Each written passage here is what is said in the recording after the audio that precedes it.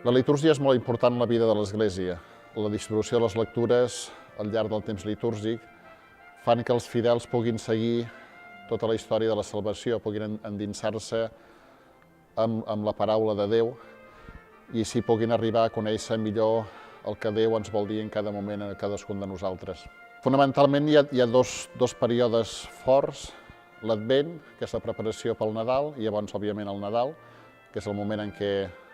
el Fill de Déu es fa home, recordem aquest gran misteri de la història de la salvació. El temps central de l'any litúrgic, la Quaresma, és el camí cap a la Pasqua, i el temps pasqual, que és el moment en què recordem que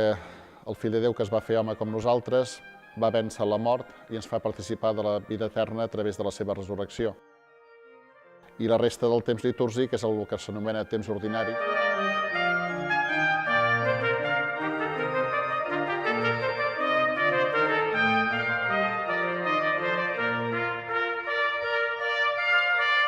Amb aquesta experiència que hem fet enguany de comentar les lectures de l'Evangeli de l'any 2018, els monjos en conjunt, un grup de monjos de Poblet, el que hem volgut transmetre és que, en certa manera, Déu parli a través de l'Evangeli de l'any 2018 a la gent que faci servir paraula i vida.